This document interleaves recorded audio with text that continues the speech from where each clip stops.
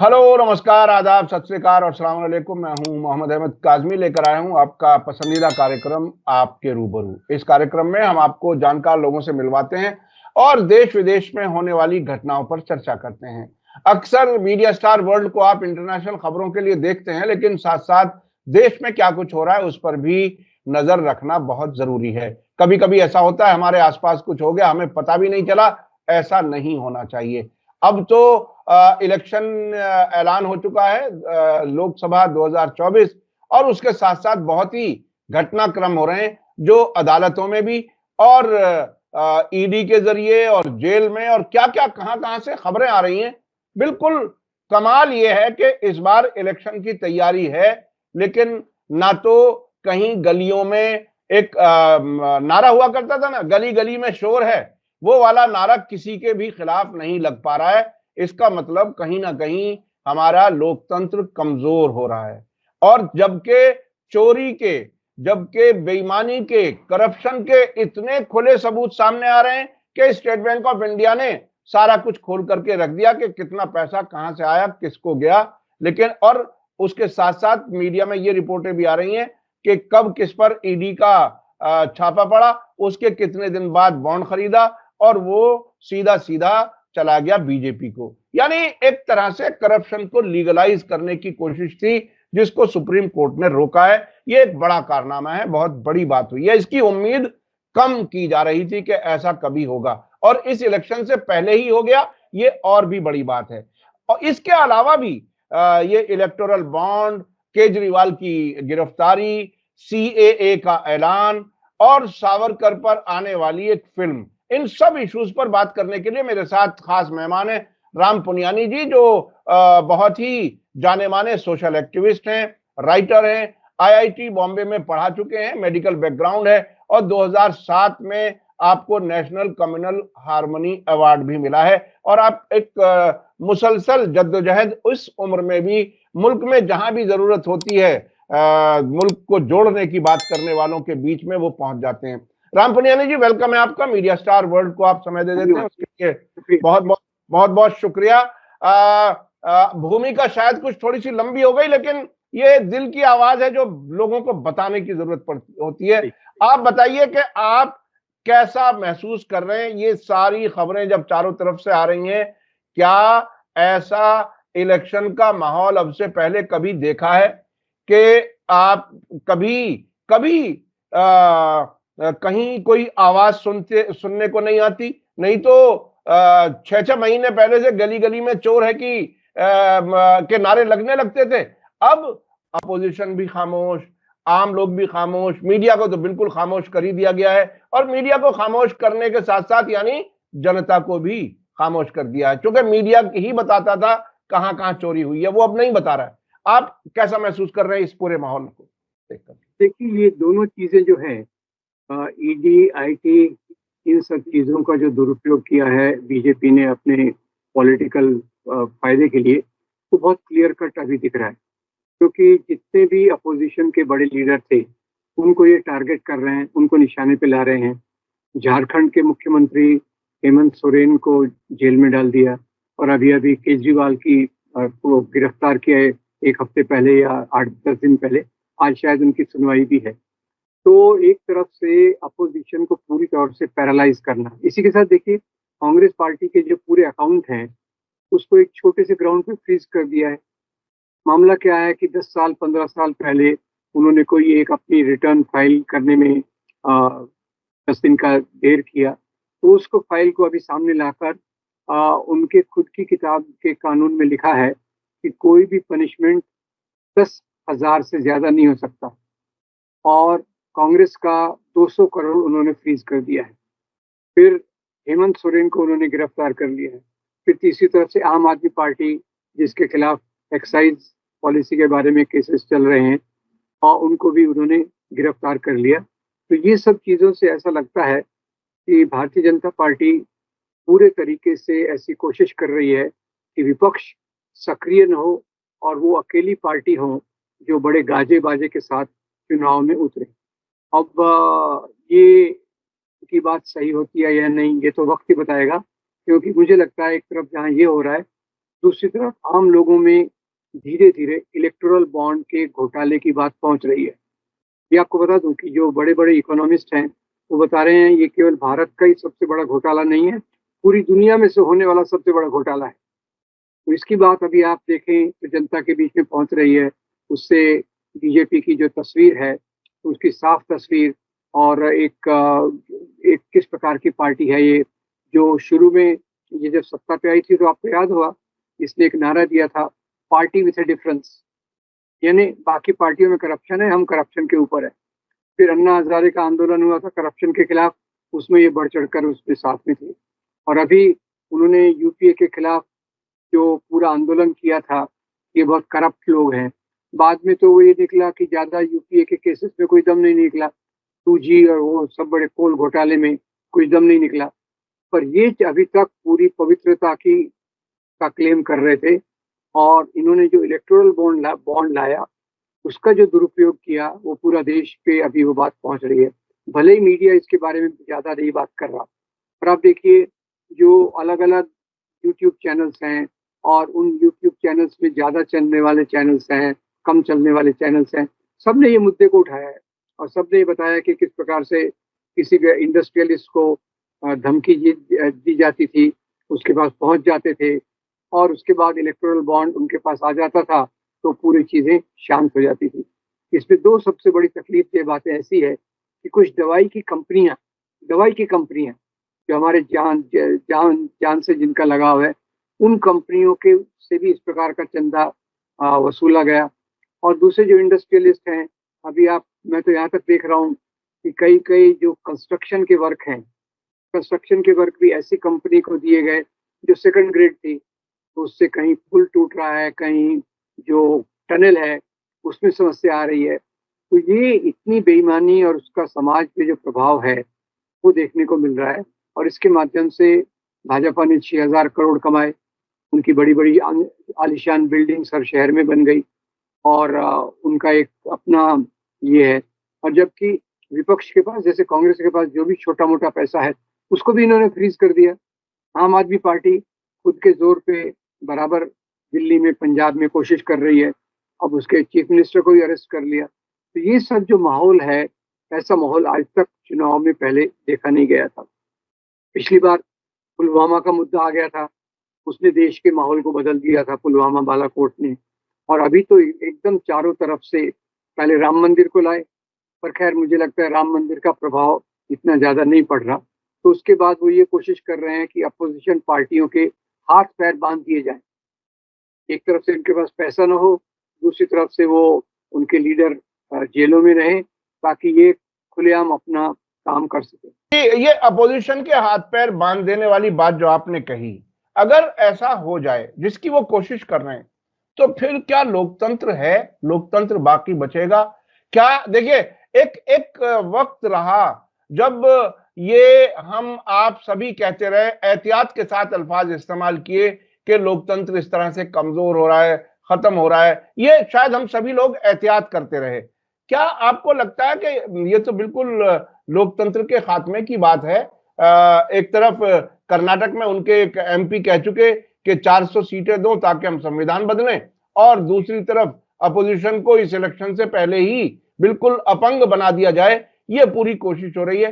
तो फिर कहां कुछ लोकतंत्र तो फिर बचता हुआ नजर नहीं आता।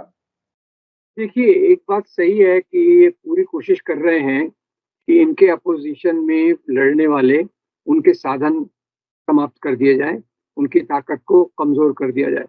पर मेरा ऐसा अंदाज है कि अभी जिस प्रकार से इलेक्टोरल बॉन्ड की बातें आम लोगों तक पहुंच रही हैं, नंबर एक। नंबर दो, जिस प्रकार से केजरीवाल को अरेस्ट किया गया, उसके बाद पूरे दिल्ली में जो प्रदर्शन हो रहे हैं लगातार, ये देखिए ये मामूली बात नहीं है। और तीसरी बात देखिए, दुनिया के कई देश, पहले जर्मनी ने कहा कि केजरीवाल पे आप जो कार्रवाई कर रहे हैं उसके बारे में आपको सोचना चाहिए, फिर उसके बाद अमेरिका ने कहा। तो ये चीजें आम लोगों तक पहुंच रही हैं।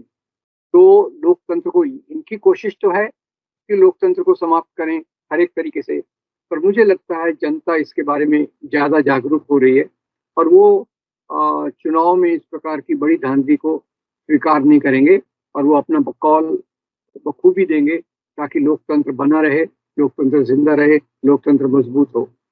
अच्छा पुनियानी जी, ये सारी बातें हम भी आप भी अलग अलग सोर्सेज से कम इस तरह से तो देख रहे हैं, लोग कैलकुलेट करके बता रहे हैं कि बहुत से स्टेट्स हैं जिनमें बीजेपी की जो अब सीटें हैं उससे बढ़ नहीं सकती, यकीनी तौर पर कम होंगी। मुख्तलिफ जी किस्म के कैलकुलेशन आ रहे हैं जिसमें ये बताया जा रहा है, समझ में आ रहा है कि इस बार मोदी जी की या बीजेपी की सरकार नहीं बनने वाली। ये सारे तर्क सामने आने के साथ ही जब अचानक आप कभी सुनते हो, मुझे लगता है जरूर सुनते होंगे, अरे साहब कुछ भी हो आएगा तो मोदी ही। ये जो एक नैरेटिव है, ये जो पर्सपेक्टिव है, इस जब ऐसी बात कोई कहता है तो तब आपको क्या वजह समझ में आती है, ख्याल पहली बार क्या स्ट्राइक करता है कि किस वजह से, किस यकीन से ये लोग कह रहे हैं, क्यों कह रहे हैं? जी, देखिए, ये मेरे ख्याल से पूरा मीडिया जो है, और मीडिया के साथ साथ आईटी सेल, और पूरे जो इनकी यंत्रणा पीछे वाली है, बीजेपी के पीछे वाली यंत्रणा आरएसएस द्वारा जो नियंत्रित है, उन्होंने इतना स्ट्रॉन्ग प्रोपेगेंडा किया, इतना मजबूत इस प्रोपेगेंडा किया है कि कई स्लोगन्स, कई नारे लोगों के दिमाग में इन्होंने स्थापित करने की कोशिश की है। उसी में से एक नारा ये है, तो आएगा तो मोदी ही। और मुझे लगता है कि ये केवल एक नारा है, केवल एक प्रोपेगेंडा टूल है, और लोगों को समझ में आ रहा है। क्योंकि देखिए, दो तरफ की बात होती है। एक तरफ तो आप जो सुनी सुनाई करते हैं कि आएगा तो मोदी ही, दूसरी तरफ आप देखते हैं कि आपका पेट खाली है, घर नहीं है, बेरोजगारी पहले से ज्यादा है, किसानों की बात को कोई सुन नहीं रहा, महंगाई बेतहाशा बढ़ रही है, और इनके जो दावे हैं कि हमने सब कुछ दिया, गैस सिलेंडर दिया, लोगों में ये किया, तो लोग के अनुभव पे ज्यादा जाएंगे या प्रोपोगेंडा पे जाएंगे? जब लोगों के जीवन में ये अनुभव आते हैं, तब प्रोपोगेंडा काम नहीं करता।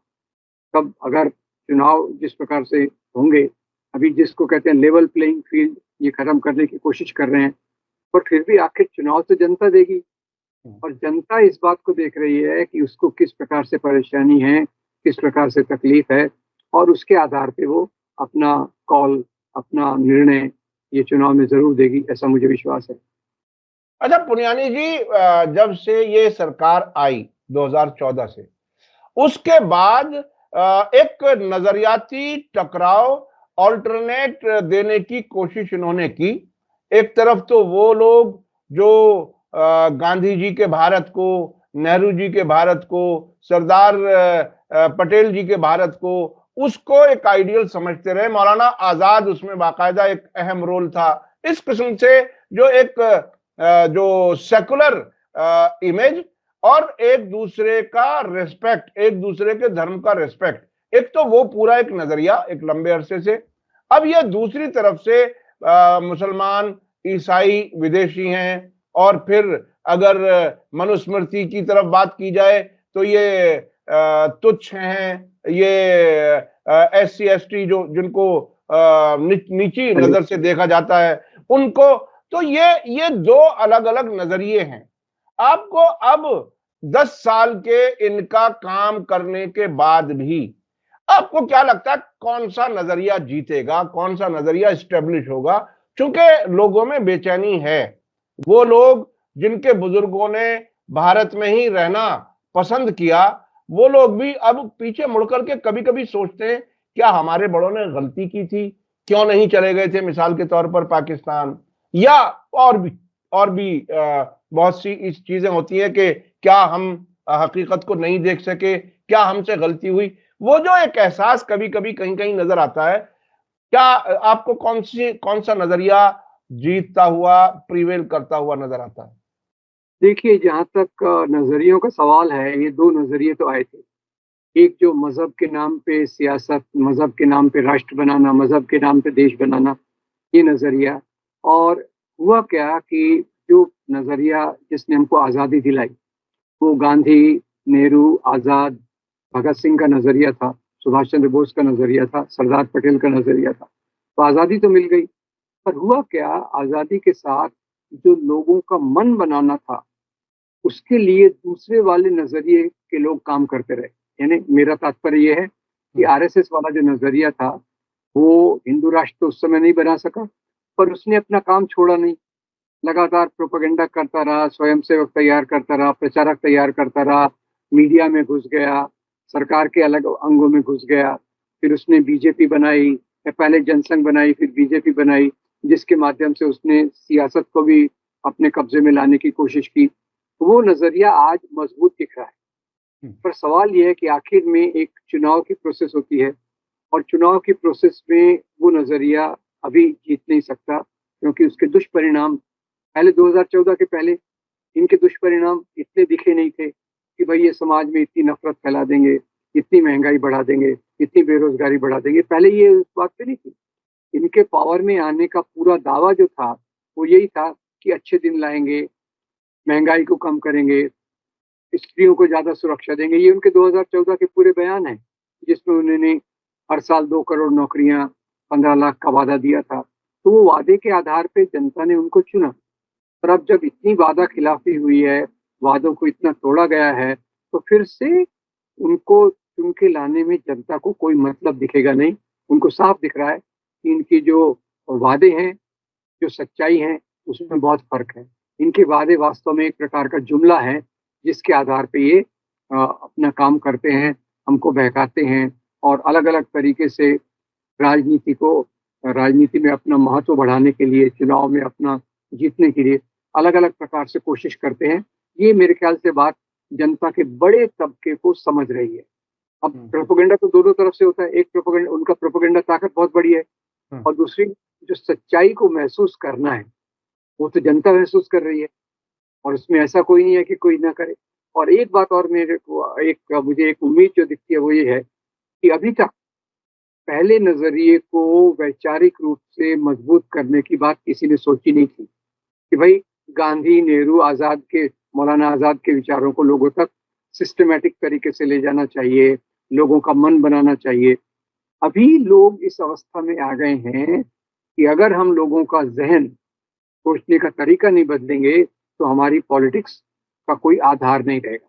और ये बात कई राजनीतिक पार्टियां महसूस कर रही हैं, और ये बात जो हमारे सोशल ऑर्गेनाइजेशंस है, सिविल सोसाइटी ग्रुप्स, जिनको चुनाव से ज्यादा लेना देना नहीं होता, जो अपना समाज में एक मुद्दे पे काम करते रहते हैं, ये ग्रुप्स को सबसे ज्यादा महसूस हुआ है कि ये जो पूरा इनका नैरेटिव है, आरएसएस, बीजेपी, वीएचपी, एबीवीपी का, ये नैरेटिव के जवाब में समाज में एक आंदोलन लगातार चलते रहना चाहिए कि असली सच्चाई क्या है। असली सच्चाई इंसानियत की है, असली सच्चाई इंडियननेस की है, भारतीयपन की है। और ये जो भारत में जो हम देखें, तो भारत की परंपरा में आप देखिए हमारी परंपरा क्या रही है। हमारी परंपरा रही है कि यहाँ हिंदू राजा रहे, मुसलमान राजा रहे, हिंदू राजाओं के साथ मुसलमान अधिकारी हैं, मुसलमान राजाओं के साथ हिंदू अधिकारी हैं। और फिर यहाँ जो भी सूफी संतों का प्रभाव था, भक्ति संतों का प्रभाव था, संत कबीर, संत गुरु नानक, ये इन लोगों ने, निजामुद्दीन औलिया, इन्होंने लोगों को जोड़ा। और बाद में आज़ादी के आंदोलन में एक तरफ महात्मा गांधी, एक महान हिंदू, मौलाना आज़ाद, एक महान मुसलमान, इन्होंने उस प्रकार का मैसेज दिया, उस प्रकार का संदेश दिया। तो ये हमारी जो विरासत है, ये विरासत लोग इसको मजबूत करेंगे, जिंदा करेंगे अभी ज्यादा। क्यों? क्योंकि अभी 10 साल में देख लिया है कि उस विरासत के बारे में, ये जो पहला नैरेटिव आप कहते हैं जिसको, इस नैरेटिव को अगर हम लोगों के मनों तक नहीं ले जाएंगे, तो हमारी जो उम्मीद है एक बेहतर समाज की, बेहतर देश की, वो उम्मीद कभी पूरी नहीं हो सकती। केवल कुछ कॉर्पोरेट वर्ल्ड मजबूत हो जाएगा, एक पार्टी में डिक्टेटरशिप, तानाशाही मजबूत हो जाएगी, और लोकशाही की कोई जगह नहीं रहेगी। ये ज्यादातर सिविल सोसाइटी ग्रुप अभी बहुत महसूस कर रहे हैं। तो मेरी उम्मीद है कि चुनाव के बाद जो नतीजे आएंगे, जैसे आप कह रहे हैं कि बीजेपी के आने की उम्मीद कम है, उसके बाद एक बड़ा तबका, हमारी मेहनत का बड़ी कोशिश ये होना चाहिए, समाज में गांधी और आजाद वाला नैरेटिव, इसको दूर दूर तक ले जाने की जरूरत है। और खास तौर से अल्पसंख्यकों के अधिकार, रिलीजियस माइनॉरिटीज के अधिकार, उनकी सुरक्षा, दलितों के अधिकार, उनकी सुरक्षा, ये आदिवासियों के अधिकार, उनकी सुरक्षा, ये बातों को और गहराई से ले जाने की जरूरत है, ऐसा लोग आज महसूस कर रहे हैं। अच्छा, पुनियानी जी, आपने बहुत सी किताबें लिखी हैं, आरएसएस को आप बहुत नजदीक से जानते हैं। मैं ये समझना चाहता हूं कि क्या आरएसएस के बुनियादी सियासी नजरिए में पूंजीवाद को बढ़ावा देना भी है क्या? क्या मोदी जी अगर वो नहीं है तो क्या मोदी जी ने अपने फायदे के लिए या पार्टी को मजबूत करने के लिए साथ साथ नफरत की सियासत के साथ साथ पूंजीवाद को सपोर्ट करना भी शामिल किया है? ये क्या है? मतलब थोड़ा सा मैं समझना चाहता हूं कि आरएसएस के क्या बुनियादी उसूलों में ये शामिल है या उन बुनियादी उसूलों से हट करके मोदी जी जो कुछ कर रहे हैं, अडानी अंबानी का पेट भर रहे हैं, क्या है ये? थोड़ा सा ये नजरियाती एक चीज है जो समझना चाहते हैं। देखिए, आरएसएस, ये जहाँ तक ये सवाल है इसका, ये मुख्य तौर से कम्युनिस्ट विचारधारा के खिलाफ है, समाजवादी विचारधारा के खिलाफ है। तो पहले तो इसको तो वो विचार अच्छे लगते हैं जो मनुस्मृति में है, सामाजिक ऊंच नीच के हैं, जो कृषि समाज में पहले थे, सामंती समाज में थे। आज के समाज में बाय डिफॉल्ट पूंजीवाद को तो वो समर्थन करते ही हैं। और मोदी जी जो कर रहे हैं वो मैं आपको बताना चाहता हूँ कि जहाँ भी मजहब के नाम की सियासत होती है या नस्ल के नाम की सियासत होती है, आप इशारों को समझ जाइए, तो वहाँ जो डिक्टेटर बनता है वो कुछ पूंजीपतियों को प्रमोट करता है। तो इनकी जो आपस की संबंध है, एक दूसरे की पीठ सहलाने की, वो हर एक डिक्टेटरशिप में होती है। और जो डिक्टेटरशिप मजहब के नाम पे या नस्ल के नाम पे ज्यादा होती हैं, उनमें ये और भी खतरनाक तरीके से आती हैं। तो इसीलिए मोदी जी जो कैपिटलिज्म को एक जिसको कहते हैं क्रोनी कैपिटलिज्म, ये कैपिटलिज्म भी नहीं है, ये क्रोनी कैपिटलिज्म है। और क्रोनी कैपिटलिज्म ये कम्युनलिज्म के साथ चलता है।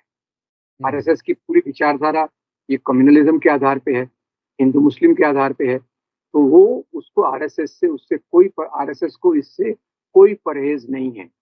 और सामाजिक गैर बराबरी जो हमारे कॉन्स्टिट्यूशन का उद्देश्य है कि अमीर और गरीबों के बीच में खाई को दूर किया जाए, कम किया जाए, सबको आर्थिक बराबरी की तरफ ले जाया जाए, उसमें तो आरएसएस मानता ही नहीं है। वो तो केवल एक वर्ण जाति व्यवस्था का नया रूप समाज पे लाना चाहता है कि ताकि संभ्रांत लोग अपना राज कर सकें, संभ्रांत लोग समाज पे वर्चस्व जमा सकें और उनके साथ फिर ये क्रोनी कैपिटलिस्ट जुड़ जाएं। तो आरएसएस को उससे कोई परहेज नहीं है। इसलिए मोदी जी जो कर रहे हैं, कई लोगों को लगता है मोदी जी जो कर रहे हैं आरएसएस उसके विरोध में है। आरएसएस उसके विरोध में बिल्कुल नहीं है। एक्चुअली जो वो कर रहे हैं, जिस प्रकार से समाज में एक ऊंच नीच को बढ़ावा दिया जा रहा है, क्रोनी कैपिटलिस्ट को बढ़ावा दिया जा रहा है, पर क्योंकि इसमें मुसलमानों को दुय्यम दर्जे पे रखा जा रहा है, दलितों को दबाया जा रहा है, स्त्रियों को दबाया जा रहा है, इसलिए आरएसएस को मोदी की नीतियों से कोई समस्या नहीं है। तो अच्छा अच्छा, मैं एक चीज और समझना चाहता हूं, क्योंकि आप मुसलसल देश के हालात बदलते हुए, एक जमाना था जब हम लोग कोई अगर टेलीफोन भी लगवाना चाहता था तो कई कई साल लगते थे, स्कूटर खरीदना होता था तो कई कई साल लगते थे। फिर वो मनमोहन सिंह जी ने अर्थव्यवस्था को खोला और उस अर्थव्यवस्था को खोलने के नजरिए में और इस मोदी जी के पूंजीपतियों को पालने और उन्हें बढ़ावा देने में कितना कितना फर्क है? वो कोई चीज कभी आपने गौर किया क्या इस पर? जी बिल्कुल बिल्कुल, ये बहुत अच्छा सवाल है। देखिए, मनमोहन सिंह ने जब अपनी इकोनॉमी को खोला, तो उस समय हो क्या रहा था कि एक पब्लिक सेक्टर में स्टैग्नेशन आ गया था, स्थिरता आ गई थी और दुनिया के ट्रेड से हम लोग कोप अप नहीं कर पा रहे थे, उसको हम लोग झेल नहीं पा रहे थे। तो मनमोहन सिंह ने जो खोला उसमें भी गैर बराबरी आई, बढ़ी, ग्लोबलाइजेशन, प्राइवेटाइजेशन बढ़ा, पर वो एक बैलेंस चीज थी। बैलेंस यानी उसमें एक संतुलन था। केवल कुछ पूंजीपतियों को सपोर्ट करना और इतना करप्शन करना, इलेक्टोरल बॉन्ड जैसा, ऐसी कोई चीजें नहीं थी। तो इसकी शुरुआत तो मनमोहन सिंह ने की। ये उसको एक बहुत खराब लिमिट तक ले जा रहे हैं, क्योंकि मनमोहन सिंह भी पब्लिक सेक्टर का कई कई जगह पे प्राइवेटाइजेशन कर रहे थे, और यहाँ तो होलसेल प्राइवेटाइजेशन चल रहा है, जिसके प्राइवेटाइजेशन की बात मनमोहन सिंह के समय कभी सोची नहीं गई। रेलवेज हैं, हमारे बंदरगाह हैं, एयरपोर्ट्स हैं, उसको ये लगातार धड़ल्ले से जिस प्रकार से प्राइवेटाइज कर रहे हैं, वो मनमोहन सिंह की पॉलिसी में नहीं था। उनमें एक ही था कि भाई जो लाइसेंस परमिट राज है, जो उसका दुष्परिणाम है, उस दुष्परिणाम को मिटाकर दुनिया की आर्थिक व्यवस्था के साथ भारत की आर्थिक व्यवस्था को जोड़ लो। उसके आगे जो अभी चल रहा है वो एक पूरी तरह से है कि पूरी जो इकोनॉमी है वो कॉर्पोरेट वर्ल्ड के हाथ में सौंप दो। ये इसमें एक फर्क है। तो वहाँ मनमोहन सिंह की पॉलिसी, जैसे रघुराम राजन, वो सरकार में क्यों नहीं रह पाए? क्योंकि वो पुराने समय की जो मनमोहन सिंह तरह की नीतियां थी, मेरे ख्याल से वो उसके ज्यादा करीब हैं, जहाँ पे एक बैलेंस रखते हैं, संतुलन रखते हैं, कितना प्राइवेटाइजेशन हो, कितना सरकारी नियंत्रण हो, कितना सरकारी पॉलिसीज लोगों पे उसका प्रभाव डाले। तो ये फर्क जरूर, और ये फर्क मैं कहूँगा, एक तरफ रघुराम राजन और दूसरी तरफ मोदी, ये पॉलिसीज को आप देख लेंगे तो ये आपको क्लियर हो जाएगा। यानी इन्होंने संतुलन खो दिया और बिल्कुल सिर्फ अपना पेट भरने के लिए और अपने दोस्तों का पेट भरने के लिए पूरे देश का जो कुछ भी हो सकता है, सारा पैसा, सारे नेचुरल रिसोर्सेज उनके गोद में डाल दिए। इसका बहुत ही खतरनाक नतीजा हमारे सामने है। बेरोजगारी लगातार बढ़ रही है। सरकारी ऑफिसों में जाने वाले लोग भी वो प्राइवेट ठेकेदार के नौकर हैं, सरकार के नौकर नहीं है। जो एक ही ऑफिस में, एक ही कमरे में एक आदमी परमानेंट नौकरी वाला है पुराना, वो 2 लाख रुपए सैलरी ले रहा है, और उसी कमरे में बैठ करके उससे कहीं ज्यादा काम करने वाला वो 15,000 रुपए में काम करने के लिए मजबूर है। तो ये इसके दुष्परिणाम है जिसको पूरे देश के नौजवान, पूरा देश भुगत रहा है। इसका सामना कैसे किया जाए, कैसे इसमें वापस संतुलन लाया जाए, इसके लिए सभी को गौर करने की जरूरत है। बहुत बहुत शुक्रिया राम पुनियानी जी, आपसे बात करके हमेशा कुछ ना कुछ सीखने समझने को मिलता है, और मैं भी कुछ सवालात इस तरह के आगे बढ़ता चला जाता हूं ताकि कुछ और चीजें समझ में आ जाएं। बहुत बहुत शुक्रिया। इसी के साथ मुझे दीजिए इजाजत। धन्यवाद, शुक्रिया। जय भारत, जय हिंद। मीडिया स्टार वर्ल्ड के और वीडियो देखने के लिए हमारे चैनल को सब्सक्राइब करें और सीधे नोटिफिकेशन पाने के लिए बेल आइकन दबाएं। और अगर हमारी खबर सच्ची और अच्छी लगे तो अपने व्हाट्सएप, इंस्टाग्राम, फेसबुक और ट्विटर अकाउंट पर जरूर शेयर करें।